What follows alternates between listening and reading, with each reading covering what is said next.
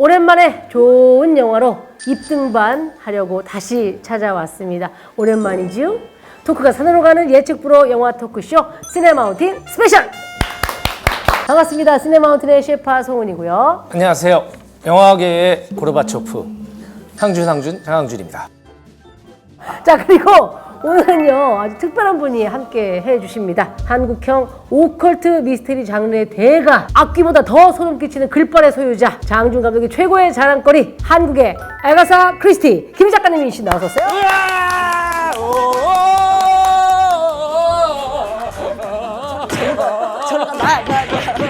아니, 왜 이렇게 갑자기 침문을 과시하시는 거예요? 카메라 앞에서만 대표적인 쇼윈도 무브라고 할 수 있죠. 아니, 악기가 잘 됐어요, 엄청. 고생하셨습니다. 박수 한번 보내드리고. 최근에는 뭐 물리학자 얘기해도 되는 겁니까? 아니 물리학자 얘기를 지금 쓰고 있는데 정확히 얘기하자면 연구의 결과로 물리학자가 타임머신을 발명학 같은 걸 하게 돼요. 하게 돼가지고 이 사람이 역사의 순간으로 돌아가서 반역자들을 처단하는. 김은희 작가는 또 그 독립운동가의 후손이잖아요. 진짜 그거는 진짜잖아. 있는 얘기잖아. 예, 저도 깜짝 놀랐어요. 교화 지역에서 3.1운동을 이끄셨다고. 그래서 이제 옥고도 치르시고 이 얘기 하지 않았어? 아니 근데 확실한 독립유공자의 후손인 건 맞는 것 같은데 자꾸 본인이 그러니까 결혼을 했으니까 자기도 후손이라고 지금 우기고 있는 거예요. 아니 그렇잖아. 왜냐면 집안이 이렇게 해서 내가 김씨 집안 사람이 된 거 아니에요. 그러니까 독립운동가의 후손이지. 아니 그래서 그런 거에 영감을 받아서 시대 정신을 항상 반영하는 작품을 쓰고 싶으신 거예요? 근데 꼭 시대 정신이라기보다는 저기 재미가 없는 얘기일 수도 있지만 저희가 사는 사회, 저희가 사는 사람이 어떻게 만들어졌는지에 대한 관심을 계속 좀 가졌으면 좋겠어요.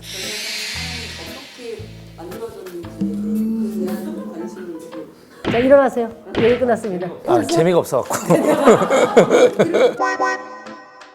장항준 감독님은 또 10월에 영화 하나를 개봉을 앞두고 있잖아요. 장항준이 쓰고 장항준이 감독한 영화 오픈 더 도어는 지금부터 10여 년 전에 우리 미국의 교민 사회에서 벌어졌던 굉장히 좀 충격적이고도 슬픈 재미없어. 작년이죠. 부산영화제에서 이제 최초로 이제 공개를 했고 반응이 괜찮아서 많이 기대하고 있습니다. 자, 아주 오랜만에 셋이 뭉친 이유가 있습니다. 개봉을 앞두고 있는 추리소설의 대가, 아가사 크리스티의 원작 할로윈 파티를 영화로 각색해서 만든 베니스 유령 살인 사건, 여러분과 함께 이야기 나누고 싶어서인데요. 추리하면 누굽니까? 한국의 아가사 크리스티. 워낙에 장르물 대가시니까 아가사 크리스티 작품을 보면서 나도 이런 작가 돼야 되겠다라고 생각을 하셨던 건지. 꼭 그분만의 작품은 아니었고 뭐 여러 영향을 받긴 받았지만 그분 한 장르를 진짜 만드신 분이시잖아요. 그리고 아무도 없었다라는 작품하고 오리엔트 특급 살인 사건을 정말 재밌게 봤었거든요. 그런 걸 보면서 아 이런 식으로 긴장감을 주고 이런 식으로 트릭을 깔고 저도 모르게 저한테 좀 새어 들어왔던 것 같은. 사실 이제 고전적인 추리극 하면 이제 우리 어렸을 때 보던 코난 도일, 아가사 크리스티 이 두 분이 양대 산맥이에요. 아가사 크리스티는 코난 도일의 추리 소설의 영향을 또 많이 받은, 그러면서 코난 도일 류에서 벗어나서 왠지 또 자기만의 세계를 구축한, 어찌 보면 지금 있는 그런 어떤 추리, 미스테리 이런 것들의 어떤 클래식인 분이죠. 아니 그러면은 감독님이 보시기에 뭐 우리 김희 작가님의 최측근이시니까 아가사 크리스티의 작품과 이 어떤 것이 좀 닮아있다고 느껴지시는지. 자, 일단 김은희 작가와 아가사 크리스티의 작품의 공통점. 예, 뛰어난 능력으로 실마리를 파헤치는 결정적인 주인공이 있다. 사인의 윤지훈, 악귀의 뭐 구산영 이런 분들. 그리고 또 아가사 크리스티는 항상 뽀아로 탐정이 모든 사건의 해결을 하죠. 그리고 또 사람에 대한 어떤 유사성을 얘기하자면 제가 오늘 잠깐 아가사 크리스티를 치다가 보고 놀랐어요. 아가사 크리스티 작가의 생일이 9월 15일입니다. 9월 15일은 우리 작은 언니의 생일입니다. 인천 상륙작전. 인천 상륙작전이 있었던 바로 그날 김은희의 언니와 아가사 크리스티가 태어난 거죠. 그리고 아가사 크리스티 작가와 김은희 작가는 두 분 다 무대 체질. 아가사 크리스티는 원래 꿈이 오페라 성악가, 무대 속에 너무 바랬고, 그리고 오페라 학교에도 들어갔었어요. 진짜요? 김은희 작가도 한때 김완선 씨 옆에서 백댄서로 공연을 했던. 토요일 오후 모두가 망설이지 말고서 춤을 춰봐요. 한 가지 더 같은 점이 있네요. 아가사 크리스티는 이혼을 하고 맥스 멜로윈이라는 그 남편을 만나가지고 그때부터 작품이 대가로서의 그 위용을 갖춰간다고 할까요? 네. 그런 점들이 김은희 작가가 장항준을 만나고 대가가 된 것 같은. 그럼 저도 한번 이혼을 하고 나영을 만나서 그 전 남편의 입장일 수 있죠, 지금은. 내가 그 전 남편인지는 몰랐네. 도대체 제 입양자는 누구일까요? 예. 알겠습니다. 자, 그러면 영화 얘기를 좀 이제 본격적으로 해봐야 될 텐데, 베니스 유령 살인 사건 감독은 바로 케너스 브래너입니다. 이 케네스 브래너는 영국 사람이죠. 이분은 정말 영국 왕립학교에서 섹스피어 연구를 공부한 분이에요. 거기서 이제 배우를 하고 나중에 연출을 하고 벨파스트라는 작품을 연출을 해서 아카데미 각본상을 수상을 합니다. 저는 덩크르크에 나온 장군이라고 생각도 못했어요. 이분이 또 해리포터에도 나오잖아요. 본인의 특징이 막 크게 있지 않는데 거기 안에서 딱 그 사람처럼 보이는 게 있어요. 근데 아가사 크리스티의 진심인 분인가 봐요, 이분은. 이분이 이번에가 3번째 작품이죠. 아가사 크리스티. 케네스 브래너 감독이 아가사 크리스티 작품을 연출할 때는 기존의 작품보다 더욱더 미장센에 신경을 써요. 그 실내 구조, 그 복도, 그 거실, 소파 이런 것들이 너무 예뻐요. 너무 아름다워요. 클래시컬한 맛이 있는 그런 베니스가 담겨져 있는 것 같아가지고 개인적으로 굉장히 눈이 즐거웠어요. 그리고 그거 은희야 느꼈어? 거기 처음에 탁 그 베니스 이렇게 돼가지고 바다 쪽에서 찍은 거기 딱 우리 숙소 앞인 저기요? 어?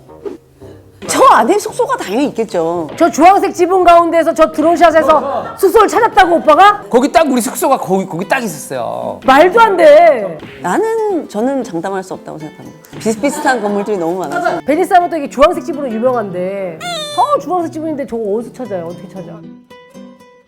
베니스 유령 살인 사건 어떤 내용인지 줄거리를 좀 소개하도록 하겠습니다. 2차 세계대전 그 이후 그 즈음의 이야기입니다. 베니스에서 탐정을 은퇴하고 평범하게 살아가던 에르큘 포아로에게 어떤 추리소설 작가가 찾아옵니다. 그러면서 한 심령술사의 정체를 좀 밝혀달라라는 의뢰를 하게 돼요. 근데 이제 뽀아로 입장에서는 사건이라 그랬으면 안 갔을 텐데 유령을 불러내는 사람이 있다. 속임수인지 아닌지 당신이 한번 봐봐라. 이 사람이 또 오기가 발동하잖아요. 세상에 유령은 없다. 속임수다. 내가 그럼 찾아낼게. 그러고 오는 거예요. 그렇게 돼서 그 심령술사가 참가하는 요령회 심령의식을 찾아가게 되는 거죠. 찾아간 그 집은 바로 딸이 갑작스럽게 죽은 집이었고요. 그리고 그 집은 또 옛날에 고아원으로 쓰던 장소였는데 재난의 상황이 있었을 때 의사와 간호사가 얘네들을 가두고 도망갔다. 그래서 그 아이들이 아주 비참하게 죽은 곳에 그래서 원혼들이 서려 있는 건물 이런 설정이죠. 이 모여있는 이 곳에서 예상치 못한 살인사건이 발생을 합니다. 딸의 죽음을 둘러싼 미스테리, 그리고 이 지금의 이 살인사건 어떤 연관성이 있는지 진실을 추리하고 밝혀내는 것이 영화의 줄거리입니다.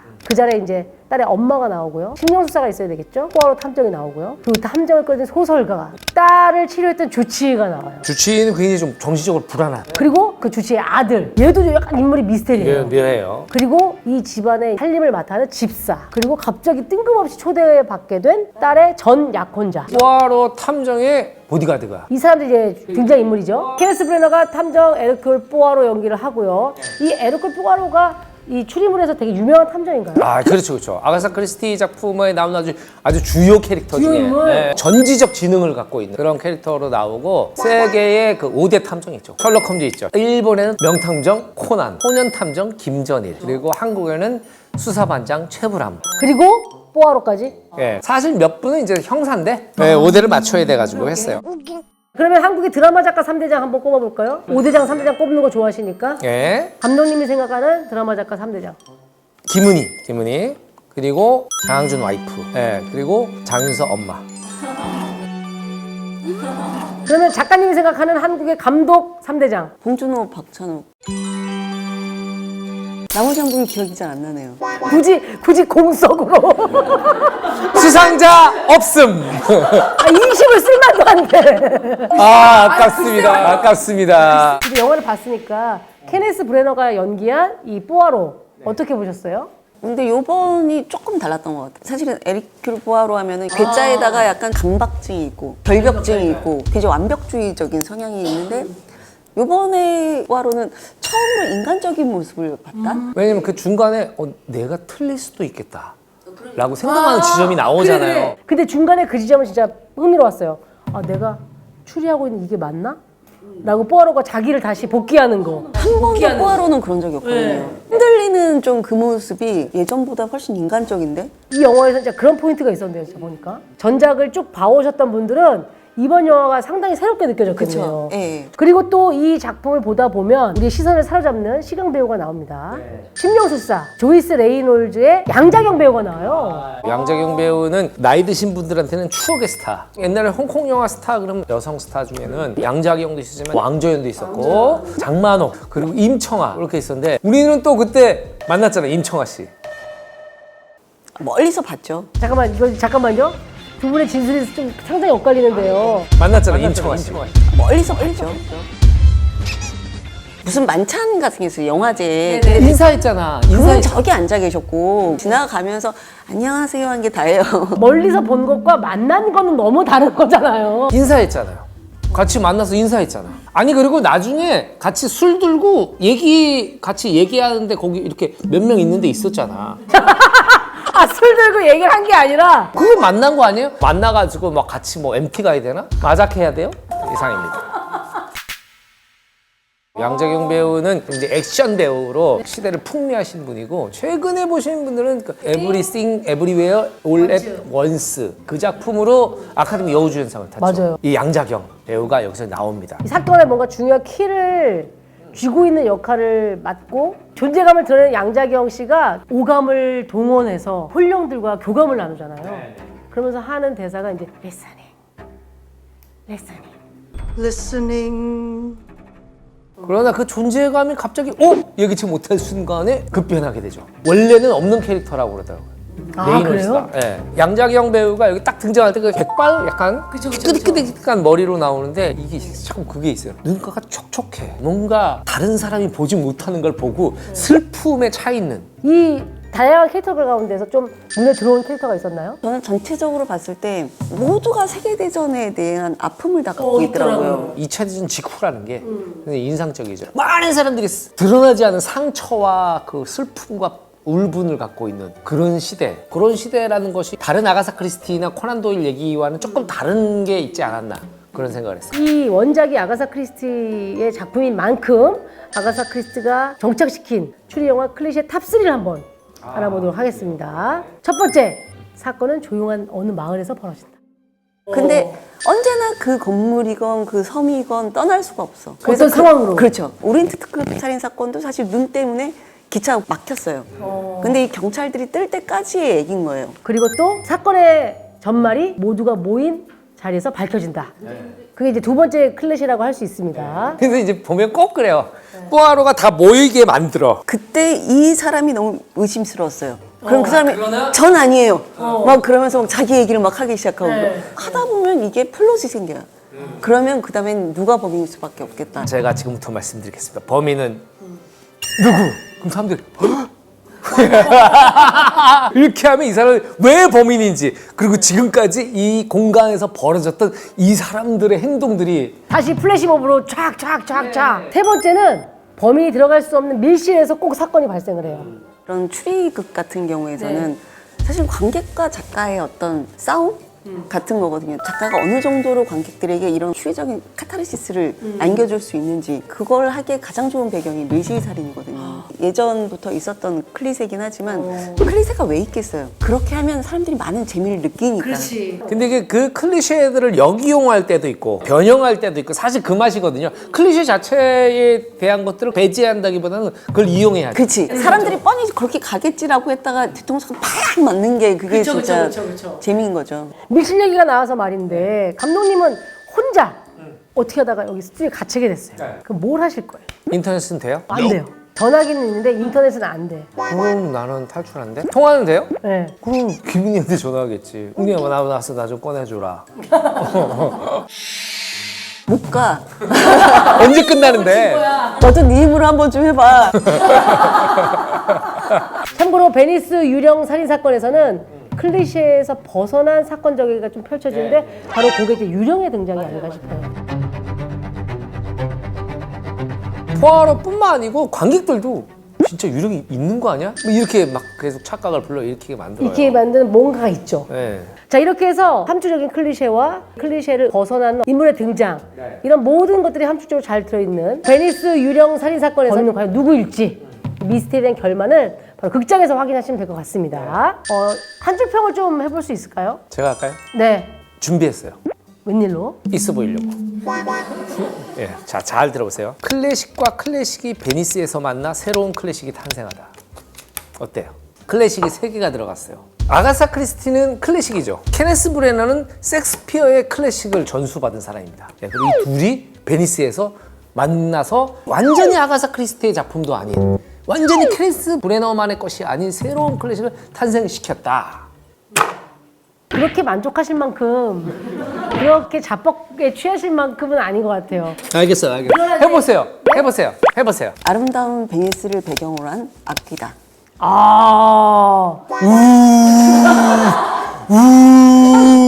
실망이다. 마누라야.